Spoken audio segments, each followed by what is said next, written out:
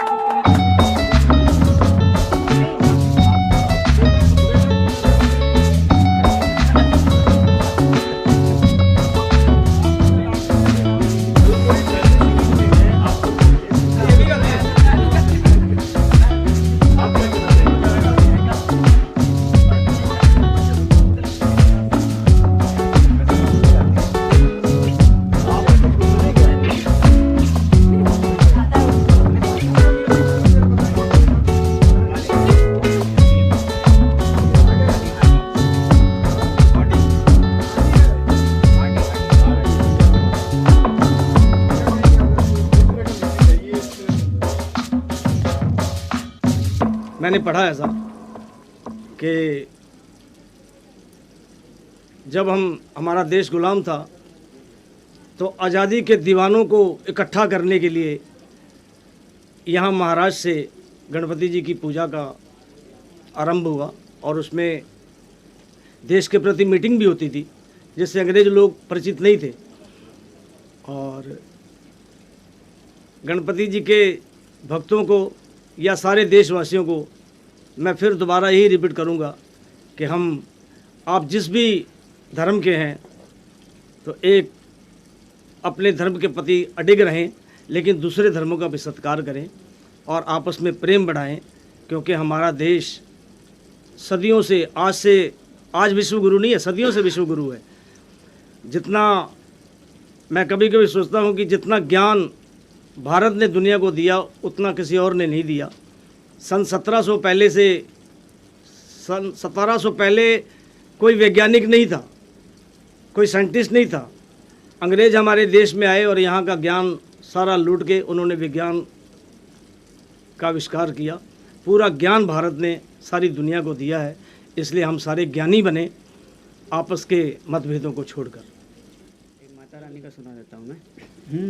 मैया है मेरी शेरा वाली, शान है माँ की बड़ी निराली, बड़ा सच्चा है माँ का दरबार, मेरी मैया का जवाब नहीं, बड़ा सच्चा है माँ का दरबार, मेरी मैया का जवाब नहीं। बोले जय माता दी। जय माता। घर का माहौल संगीत में था, म्यूजिक में थे, क्या इसी फील्ड में जाना था आपको या फिर घर के माहौल की वजह से आपको?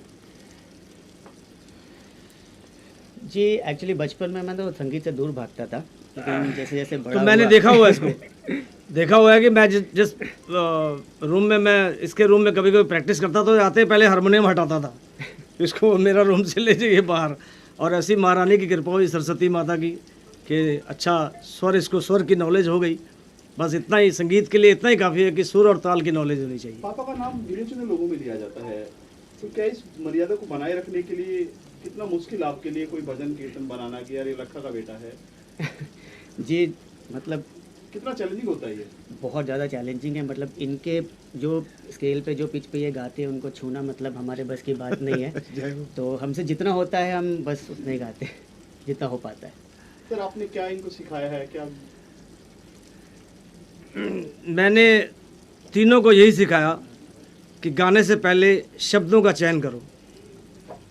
वैसे शब्द होने चाहिए कि जो एक वृद्ध से लेके एक बच्चे तक जो जिसकी समझ में आ जाए। और मेरी भी यही शुरू से आदत रही। कभी मैंने ऐसे भजन मेरे पास बहुत आते हैं तो जिसका कोई सिर ना होता ना कोई पैर होता है, लेकिन अब उनका हौसला अफजाई के लिए कभी कभी मुझे उसमें करेक्शन करना पड़ता है कि चलो भाई भजन है तो इसको करेक्शन कर देते हैं। पर मेन जो है वो मेरे विशेष भजनों में मैंने केवल शब्दों का चयन किया और जो भाव भक्ति इन्होंने बख्शी उसी से मैं गाता हूँ। मेन शब्द होते हैं।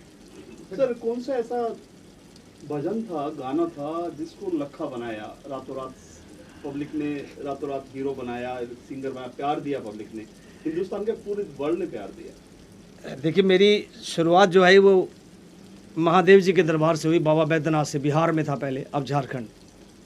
तो वहाँ करीब 9 साल मैंने कांवड़ भी चढ़ाई पैदल, क्योंकि मैंने आपको पहले ही बताया कि हमारा कांवड़िया संघ जमशेदपुर था, उसके मैं मेंबर था। और हमारे इर्द गिर्द जितना भी था वो एक तरफ घर के गुरुद्वारा साहब थे, एक तरफ राधे कृष्ण जी का मंदिर था। कभी गुरुद्वारा में शब्द कीर्तन, कभी राधे कृष्ण जी के मंदिर में भजन कीर्तन, ऐसे ऐसे हौसला बढ़ता गया। तो सबसे पहले भोलेनाथ जी के दरबार से मेरी शुरुआत हुई और फिर टी सीरीज़ का बुलावा आया मेरे पास। गुलशन जी का बुलावा आया, उनके छोटे भाई दर्शन कुमार जी, और उन्होंने मैया का चोला है रंगला, ये भजन सबसे पहले उन्होंने यहाँ बॉम्बे में मुझसे गवाया, जिससे बहुत प्रसिद्धि मिली, बड़ा आशीर्वाद मिला लोगों का।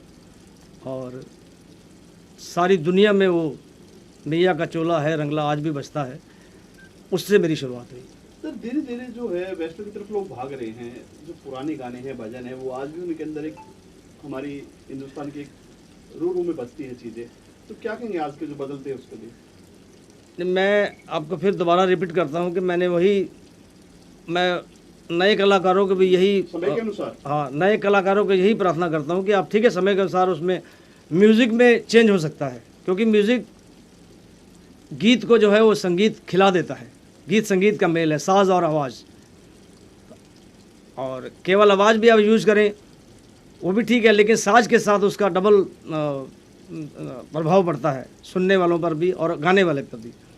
तो मैं नए कलाकार जो भी हैं या आज के युग में जो भी कोशिश कर रहे हैं, मेरी उनसे यही प्रार्थना करता हूँ कि आप शब्दों का चयन करें और वो ऐसे भजन गाएं या वैसा मैटर चुनें जो पब्लिक को मैसेज दे भगवान की भक्ति का और परस्पर प्रेम का, आपस में प्रेम का।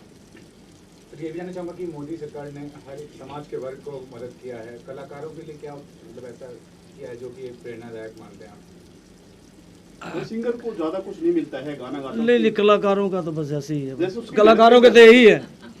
बीच में एक लड़ाई भी थी लक्का जी, एक लड़ाई भी थी बीच में सिंगर्स की, राइटर्स की, सिंगर्स की, कि उनको कुछ नहीं मिलता है, गाना गाया फिल्म नहीं भैया, मैं इस मामले में कभी पढ़ा ही नहीं आज तक। मैं केवल और केवल भजन गाने और सुनने में शौकीन हूँ। मैं कभी बिहार में काफी अपने स्ट्रगल किया, काफी लोगों से मिला जुला, वहाँ के जो आपके भाई हम के नेता थे लालू प्रसाद यादव जी, हम कभी आपकी उनसे मुलाकात हुई? हम बिहारी हैं। कुछ कहना चाहेंगे उनसे? लालू जी के बारे, जी, लालू जी के बारे, आपके गाने के बहुत फैन है वो। हाँ वो सारे फैन हैं, वो हैं नीतीश जी हैं। वो नीतीश जी तो प्रोग्राम सुन के गए हमारा पटना में, और अभी मेरे ख्याल से वो कुछ तबीयत उनकी ख़राब चल रही है लालू जी की। बस मैं अपने मार्गदर्शक, वो भी या जितने भी हमारे देश के मार्गदर्शक हैं, उनको मैं यही प्रार्थना करूंगा और इनके चरणों में प्रार्थना करूंगा कि ये हमें भी सद्बुद्धि दें और उन्हें भी सद्बुद्धि दे, ताकि सबका ही विकास हो सके। गणपति के बाद अगले महीने दुर्गा पूजा भी आ रहा है, बहुत गाना पे हिट है दुर्गा पूजा को लेकर, कई सारे गाने हिट है। और भैया का चूल्हा। नमस्कार, मैं पन्ना गिल, और ये बताते हुए मुझे बेहद खुशी हो रही है कि मेरे छोटे भाई राज गिल, जो कि किन्ना में करदा प्यार से अपना डेब्यू कर रहे हैं। बहुत बहुत प्यार मेरे भाई को, और जैसा कि हमारे ख़ानदान को भगवान ने ब्लेस किया है सिंगिंग के लिए, मैं चाहता हूँ कि वो इस लेगेसी को ऐसे ही आगे बढ़ाए और खूब गाए और गाता ही जाए और आप सबके दिलों में छा जाए। इस गाने को बहुत सारा प्यार दें, ये मेरी गुजारिश है आप सब लोगों के साथ, और जितना हो सके शेयर करें, और जिससे आप लोग प्यार करते हैं उसको ज़रूर बताएं कि किन्ना में करदा प्यार, उसको ये गाना भेज के। अभी पिताजी ने बताया कि वो हारमोनियम नहीं पकड़ना चाहता, कुछ बचपन की यादें बताना चाहेंगे अपने भाई के? हाँ, ये बिल्कुल म्यूज़िक से बिल्कुल दूर था, बहुत दूर था। मैं कहूँगा अगर म्यूज़िक ईस्ट है तो ये बिल्कुल वेस्ट में था, बिल्कुल अपोजिट था। कुछ नया राज बताइए जो हम लोग। मैं वही नए राज में ही आ रहा हूँ, क्योंकि राज का ही राज बता रहा हूँ कि इसको म्यूज़िक में लाने वाले भी भगवान है, और इसका जो रुझान बढ़ा है आज से, अगर मैं कहना चाहूँ कि आज से 10-15 साल पहले तक इसको म्यूज़िक में कुछ ऐसा कुछ ख़ास इंटरेस्ट या लगाव नहीं था, लेकिन इसका रुझान और इसका हार्ड वर्क जो इसने रियाज़ किया है और सीखा है और ख़ूब मेहनत की है, और मैं उम्मीद करता हूँ कि आगे बहुत अच्छा गाएगा और ऐसे ही गाते रहे। एक लाइन आपका कोई सुपरहिट गाना भक्ति वाला, क्या बात है, कोई भी जो आपको अच्छा लगे गा सकते हैं।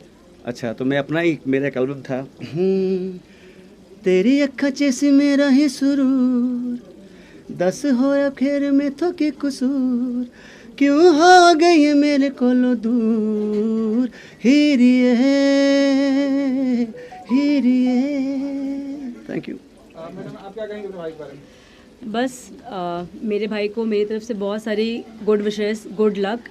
बस मेरा भाई यूं ही तरक्की करे और ऐसे ही अपने गानों से सबका दिल जीते। एक आप अपनी तरफ से कुछ मुखड़ा सुना दीजिए। मुखड़ा मैं आपको भजन ही सुनाती हूँ, कान्हा जी का। हो श्री बांके बिहारी लाल गोपाल, मन रखियो अपने चरणन में। श्री बांके बिहारी लाल गोपाल, मन रखियो अपने चरणन में। मन रखियो अपने चरणन में, तन रखियो श्री वृंदावन में। श्री बांके बिहारी लाल गोपाल, मन रखियो अपने चरणन में।